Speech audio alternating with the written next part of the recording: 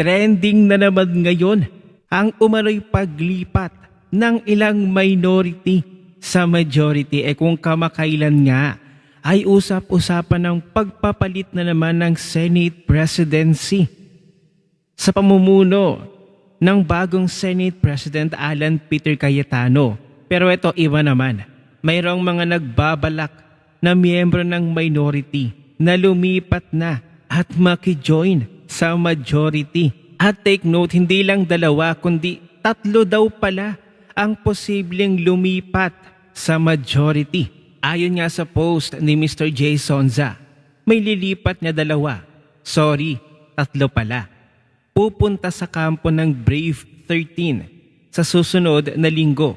Tagumpay ang bayan. Dagdag pa nga sa post ni Jay Sonza, iyong isa malaki ang galit sa mamang may daladalang papel na gawa sa rekto. Iyong isa, lamadista, ayaw kasama ang mga talunan, laging sigurista. Iyong isa, nauntog, ayaw mapag-iwanan at matawag na may maleta sa kargadera ng motor. Sa palagay ninyo, sino-sino kaya sa minority ang lilipat? O baka naman naandoon sa nag-abstain? Hindi ba't matatandaan natin na dalawa yung nag-abstain sa botohan kamakailan ng bagong Senate presidency? Yun ay sina JV Ercito at si Migs Zubiri. Hindi kaya yun yung 2 na tinutukoy ni Jay Sonza? Pero ang sabi nga ni Jay Sonza, sa minority magmumula. 2 yung abstain. So posibleng hindi galing sa abstain. Kasi ang tinutukoy ni Jay Sonza ay mula sa minority. Hindi kaya ito sina Lito Lapid, Win Gatchalian, tapos isa sa abstain? Hindi kaya? Pero ito yung nakakatawa. Itong mga prosecutors nalilitis kay Vice President Sara, abay nagpamisa, nagpabasbas sa isang misa. Banal-banalan niya. Hindi pa kayo kinikilabutan, Delima, Ridon, at ang iba mong kasama, abay hindi yata kayo nasunog sa loob ng simbahan. May gana po talaga kayong magpabasbas sa loob ng simbahan. Hindi naman pure ang inyong intention. Gagana lang ang basbas sa anumang bagay o sa tao kapag maganda yung hangarin ng isang tao na yon sa kanyang kapwa. Diyos ko, kayo-kayo pa. Kayong mga kongresista, kayo nila Presendanya, Lelima, Ridon, Asidre. Sino pa ba yung inyong kasama? Talaga? At sa tingin ninyo, gagana yung pagpapabasbas ninyo sa loob ng simbahan. Sa mga pinagagagawa ninyo kay Vice President Sara, tingin nyo papanig sa inyo ang Panginoon. At ito pa ang matindi. Mula sa isang pari na nagngangalang Father Robert Reyes, abay tinawag na 13 na Judas o 13 Judas ang mga bumoto na senador kay Senate President Alan Peter Cayetano. Aniya, so 13 is an ominous number. The number of traitors. Remember that, mga Judas kayo. Diyos ko, galing pa talaga ang mga words na ito sa isang pari. Grabe kung makapanghusga ang pari na ito. Ay ang Panginoon nga, si God, hindi siya nang husga ng kanyang kapwa. Hindi niya hinusgahan ang mga tao noon. Tapos ngayon, isang pari, galing pa sa isang pari, hinusgahan ng mga senador. Tinawag pa na Judas. Sino ka? At galing pa talaga sa iyo yung ganyang mga salita, mapanghusga. Ang ingay-ingay ng mga pari ngayon sa bagong presidency sa Senado. Pero nag-ingay ba kayo sa flood control? Ano yung mga naging pangako ni BBM? May mapapanagot daw siya bago magpasko. May mapapakulong na mga sangkot sa flood control scandal. Meron ba?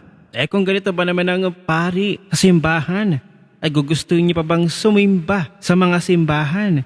Kung ganito ba naman ang pari, na sa kanya pa talaga nanggagaling ang panghusga sa isang tao.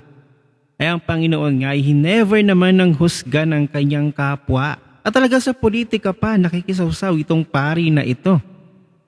Naakala mo naman apakalaki ng ambag sa Pilipinas. Tapos ang babasbasan nyo pa ay yung mga hindi magagandang hangarin sa kapwa. Itong mga kongresista na ito, tingnan nyo ang ginawa niya kay Vice President Sara, mag-isa lamang. Hinuhusgahan nito. Inuusig si Vice President Sara sa mga akusasyon na wala namang ebidensya laban kay Vice President Sara. At kitang-kita ng taong bayan ang kasamaan ng mga kongresista na ito. Tapos isang pari, babasbasan ang isang mga masasamang kongresista. E di ba baba ang tingin sa inyo ng taong bayan ng mga Pilipino? Ay hindi na lang sisimba ang mga Pilipino, bagay ganyan ang ginagawa sa loob ng simbahan. Kung papapasok ng mga demonyong kongresista. Kaya nga dapat sa ating brave 13 senators ay dapat isolid na nila ang suporta kay Senate President Alan Peter Cayetano kasi habang nandito pa ang leadership kay Cayetano, talagang aaraw-arawin ang threats sa mga senador na majority. Para lang matibag itong si Cayetano, ay dapat isolid na ang suporta kay Senate President Cayetano para umusad na ang tunay at totoong batas sa Pilipinas. Mas lalo nga pinagkakatiwala ng taong bayan si Senate President Cayetano. Dahil alam ng taong bayan na under leadership ni Cayetano at kapag nabuksan na, nagumpisa na ang investigasyon sa flood control, na ito naman talaga yung kinakatakot ng minority. Hindi na kasi ito usapin tungkol sa impeachment dahil magko-convene na nga bilang impeachment court ang Senado, uumpisahan na ang Senate trial. Ang impeachment trial laban kay Vice President Sara. Hindi na ito yung kinakatakot ng mga senators, ng mga kongresista, kundi ang flood control scandal, ang mga ghost projects na malapit ng buksan at imbestigahan. Nakatingkati na ang taong bayan talaga na malaman kung sino ang punot dulo, ang mastermind sa pagnanakaw sa kaban ng bayan. Kahit sa ating mga brave 13 senators, wag na niyang hayaan. Natakutin pa kayo, ma-intimidate pa kayo. Gusto niyo ba habang buhay kayong tatakutin? At habang buhay kayong matatakot sa inyong araw-araw na pamumuhay? Gusto niyong mabago ang inyong pamumuhay, ang inyong pananaw ay gawin na ninyo ngayon. Wag na kayong magpatakot pa. Manindigan kayo. Maging matapang na kayo para ito sa taong bayan at sa ating Pilipinas na minamahal. At nakakatawa lang itong mga pink na ito na ipinagsisigawan nila, we deserve a better Senate President. Hindi na yun doon. Dapat dinediretso nyo na, we deserve a better President. Ang bobobo ninyo, ninakawan na nga kayo. Hindi ba't kinuha ang pera sa PDIC? Yung pera sa PhilHealth? O sa kung ano pa man doon, pinapabalik ang pera, pinasasauli. O tapos saan din kukuha ng ipansasauli? Sa national budget.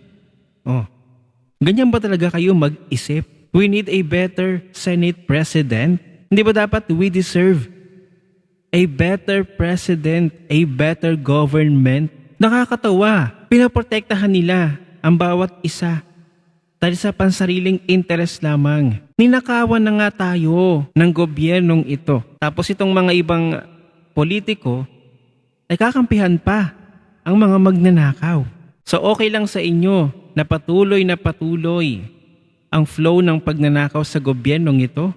Tapos sasabihin ninyo, we deserve a Senate President. Baka we deserve a better President talaga. Sa tingin ninyo, sino kaya sa minority ang tinutukoy na dalawang lilipat sa majority para suportahan palalo at pagtibayin pa ang Brave 13? At sino kaya ang isa pa para maging tatlo ang lilipat sa majority ayon kay Mr. Jay Sonza? Mababago kaya ang liderato na naman sa Senado? Ano ang inyong opinion? I-share mo na ang video na ito. Mag-iwan ng comment at like dyan sa ibaba at magkita-kita ulit tayo sa susunod na video.